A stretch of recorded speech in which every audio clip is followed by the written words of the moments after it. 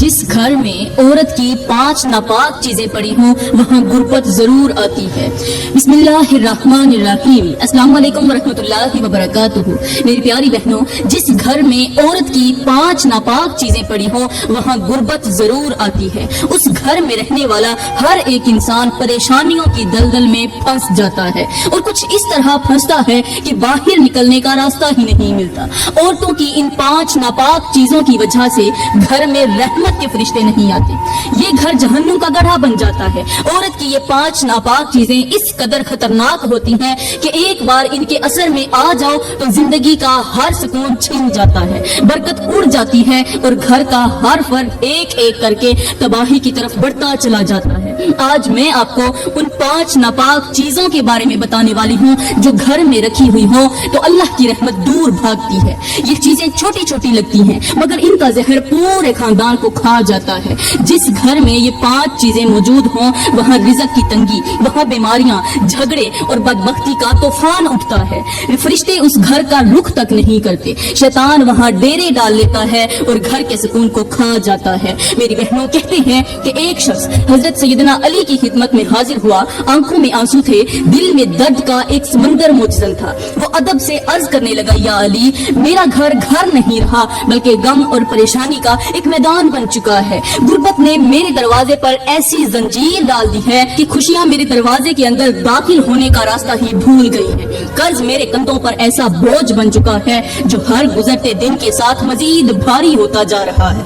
रात को बिस्तर पर लेटता हूँ तो नींद नहीं आती, दिन बेचैन है, रातें बेसुकून हैं। या अली, कभी कभी तो यूं महसूस होता है जैसे मैं जिंदगी नहीं गुजार रहा बल्कि जिंदगी मुझे गुजार रही है। मेरी हंसी को तो ज़माना देखता है मगर मेरे आंसू रात की तारीकी देखती है।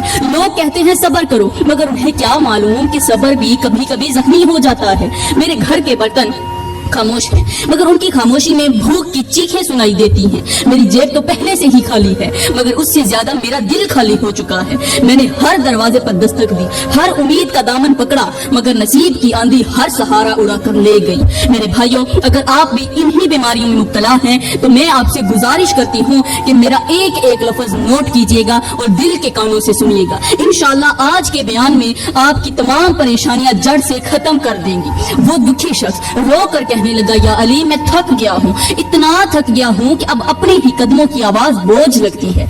ऐसा लगता है जैसे किस्मत ने मेरी जिंदगी के सफे पर खुशियों की स्याही खत्म कर दी हो। वो शख्स मजीद रोकर कहने लगा, या अली, कल मैं अपने वालिदैन की कब्र पर गया था। उनकी कब्र के पास बैठकर इतना रोया कि मेरा दिल चाहता था कि अभी जीते जी कब्र के अंदर उतर जाऊं और इस दुनिया की हर परेशानी से हमेशा के लिए जान छुड़ा लूं। मगर फिर अचानक ख्याल आया कि खुदकुशी तो हराम है वरना मेरा दिल तो कब का इस दुनिया से हार चुका है।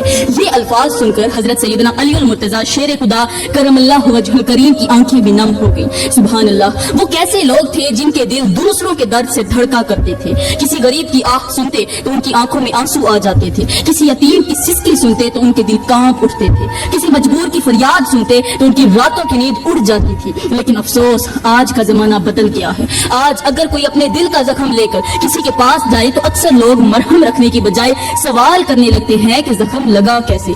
अगर कोई अपने दुखों की दास्तान सुनाए तो बहुत से लोग दर्द महसूस करने के बजाय मौजू ही बदल देते हैं। दुनिया की मार्केट में सहारा देने वाले कम और तमाशा देखने वाले ज्यादा मिलते हैं। आज गरीब इंसान आसमान की तरफ देखकर अपने पैदा करने वाले रब से फरियाद कर रहा है, या अल्लाह, मुझे अपनी गुर्बत का इतना दुख नहीं जितना अपनी तन्हाई का दुख है। रोटी की कमी ने मुझे इतना नहीं थकाया जितना लोगों की बेहिसी ने थका दिया है। मैं जब अपने दर्द सुनाने के लिए किसी दरवाजे पर जाता हूँ तो यूं महसूस होता है जैसे मेरे अल्फाज वापस लौट आते हैं। मेरी आहें मेरे सीने से तो निकलती हैं मगर किसी के दिल तक नहीं पहुंचती। आज इंसान के पास वक्त है घंटों हंसने का मगर चंद लम्हे किसी रोते हुए दिल को सुनने का वक्त नहीं। लोग महफिलों में दूसरों के जख्मों पर कह कहे लगाते हैं, हालांकि उन्हें नहीं मालूम कि एक दिन जिंदगी उन्हें भी इसी मकाम पर लाकर खड़ा कर सकती है जहां आज कोई और खड़ा है। याद रखो, जो आंसुओं का मजाक उड़ाता है वक्त एक दिन उसे भी ऐसे मकाम पर ले जाता है जहां उसके आंसू पहुंचने वाला कोई नहीं होता। और जो दिलों के दर्द को मामूली समझता है, कभी कभी तकदीर उसे ऐसा दर्द देती है कि फिर अल्फाज भी उसका साथ छोड़ देते हैं। खैर, उस गरीब शख्स की दर्द भरी फरियाद सुनने के बाद हजरत सैयदना अली करमल्लाहु वजहुल करीम की आंखों से भी आंसू जारी हो गए। آپ نے آگے بڑھ کر محبت سے اس کے کندھوں پر ہاتھ رکھا اور فرمایا بھائی آج سے اپنے آپ کو اکیلا مت سمجھنا، جس دل میں اللہ زندہ ہو وہ کبھی تنہا نہیں ہوتا۔ پھر آپ اس غریب شخص کو اپنے ساتھ لے کر اپنے گھر کی طرف روانہ ہوئے۔ راستے بھر وہ شخص سر جھکائے چلتا رہا اور حضرت علی اسے حوصلہ دیتے رہے۔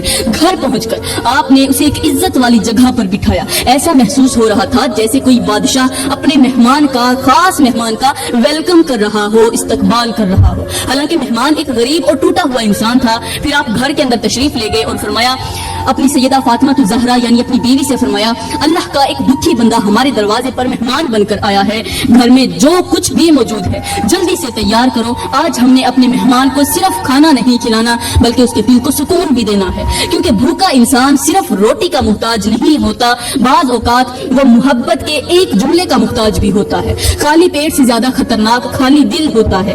یہ کہہ کر حضرت علی دوبارہ اس غریب شخص کے پاس تشریف لائے اور اس کے قریب بیٹھ گئے۔ پھر محبت بھرے لہجے میں کہا بھائی آج اپنے دل کے سارے دروازے کھول دو، جو غم برسوں سے اپنے سینے میں قید کر رکھا ہے وہ سب نکال دو۔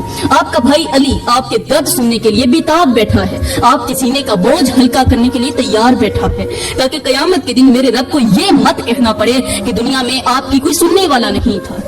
وہ غریب شخص حیرت سے حضرت علی کو دیکھنے لگا۔ شاید اسے یقین نہیں آ رہا تھا کہ دنیا میں ابھی ایسے لوگ بھی موجود ہیں جو کسی کے زخموں پر سوال نہیں کرتے بلکہ مرہم رکھتے ہیں، جو کسی کے آنسوؤں کو اپنی چادر سے پوچھ دیتے ہیں۔ اس غریب شخص کو یوں محسوس ہو رہا تھا جیسے برسوں سے جلتے ہوئے دل پر کسی نے ٹھنڈے پانی کی ایک بوند رکھ دی ہو۔ اسے لگا جیسے اندھیری رات میں اچانک کسی نے چراغ روشن کر دیا ہو۔ اسے لگا جیسے ایک ٹوٹے ہوئے دل کی فریاد آج کسی نے سن لی ہو۔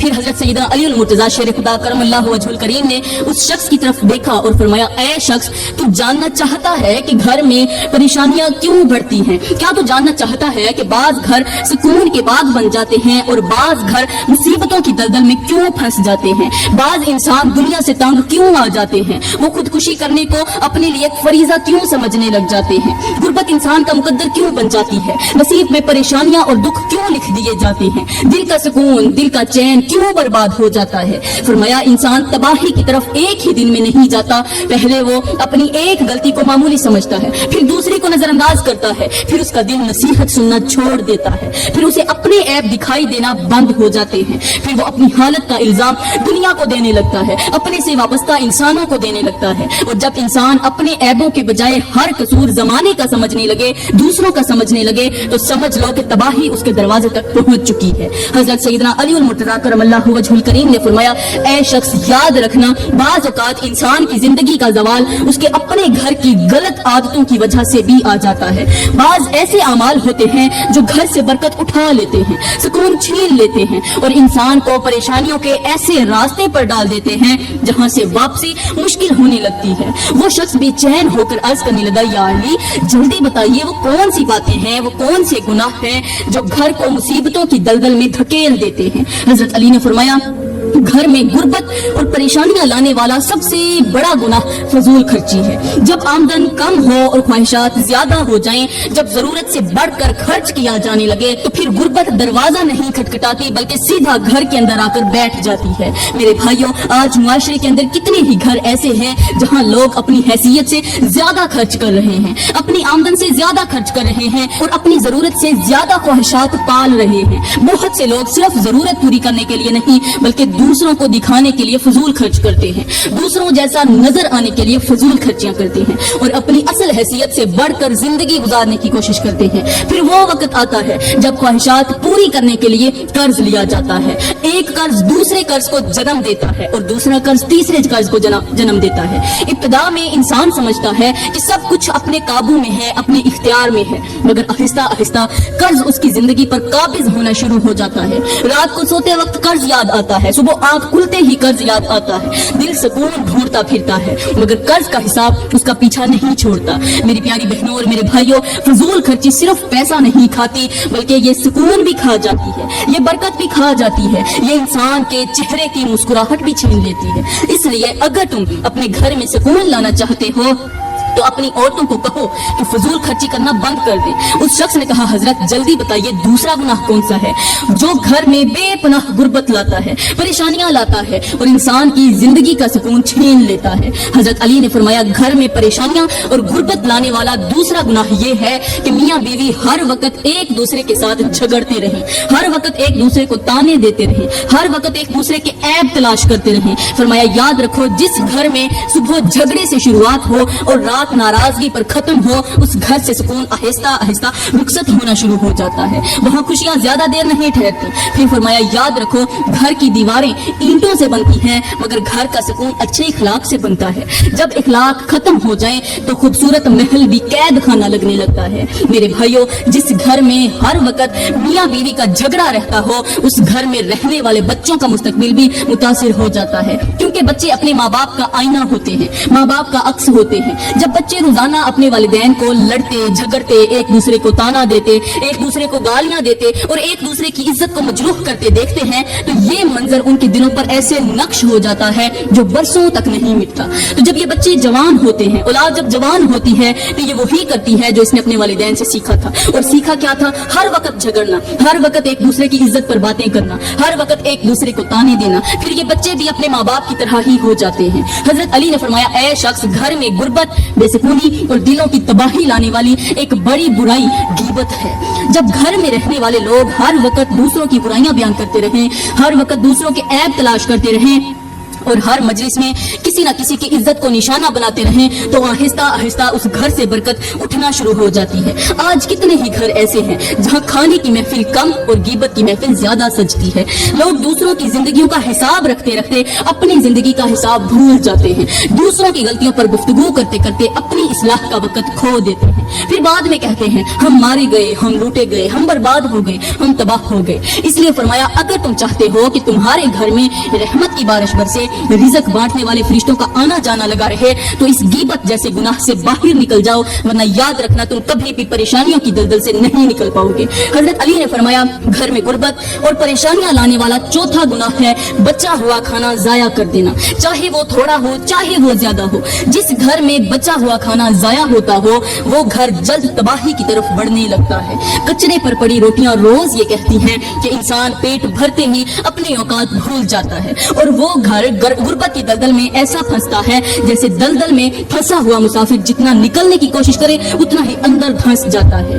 نعمتوں کی قدر کرنے والے لوگ ہمیشہ سکون پاتے ہیں اور نعمتوں کو حقیر سمجھنے والے اکثر ناشکری کے راستے پر چل پڑتے ہیں۔ بعض اوقات انسان رزق کی کمی سے نہیں، رزق کی بے قدری سے محروم ہوتا ہے۔ برکت زیادہ کھانے میں نہیں ہوتی، برکت کھانے کی عزت کرنے میں ہوتی ہے۔ بعض لوگ تھوڑا کھاتے ہیں مگر شکر کے ساتھ کھاتے ہیں، اللہ ان کے تھوڑے میں بھی برکت ڈال دیتا ہے، اور بعض لوگ دسترخوان بھر دیتے ہیں مگر قدر نہیں کرتے، پھر وہی دسترخوان ان کے لیے امتحان بن جاتا ہے۔ حضرت علی نے فرمایا گھر میں غربت لانے والا پانچواں جو گناہ ہے وہ ہے کسی بھی کام کے آغاز میں بسم اللہ کا نہ پڑھنا۔ میرے بھائیوں اور میری بہنوں، جو کام اللہ کے نام سے شروع نہ ہو وہ کام تو شروع ہو جاتا ہے مگر اس کی برکت راستے میں کہیں کھو جاتی ہے۔ جس کام کے آغاز میں بسم اللہ نہ پڑھی جائے اس میں شیطان کا ہاتھ ہوتا ہے، اور جس کام میں شیطان کا ہاتھ ہو اس کام میں کبھی بھی برکت نہیں ہوتی۔ جب کسی کام میں برکت نہیں آئے گی تو پھر تم جلد از جلد غربت کی دلدل میں پھنس جاؤ گے، اور پھر کچھ اس طرح پھنسو گے کہ باہر نکلنے کا کوئی راستہ نہیں ملے گا۔ حضرت علی نے فرمایا اگر تم چاہتے ہو کہ تمہارے گھر میں سکون ہو، تمہارے گھر میں رحمت کی بارش برسے، تمہارے رزق میں برکت کی نہریں جاری ہوں، اگر تم چاہتے ہو کہ تمہارا گھر جھگڑوں کا میدان نہیں بلکہ محبت کا گلستان بن جائے، اگر تم چاہتے ہو کہ تمہارا گھر جنت کا ٹکڑا بن جائے، تو جلد از جلد یہ 5 چیزیں اپنا لو۔ انشاءاللہ اللہ تعالیٰ تمہیں ایسی جگہ سے رزق عطا کرے گا جہاں سے تم کچھ سوچ بھی نہیں سکتے۔ تو میری پیاری بہنوں اور میرے محترم بھائیوں، میں دعا کرتی ہوں کہ اللہ تعالیٰ ہمیں ان 5 گناہوں سے بچنے کی توفیق دے، اللہ تعالیٰ ہمیں اچھی نصیحتوں پر چلنے والا بنائے۔ آمین ثم آمین، وما علینا الا البلاغ المبین۔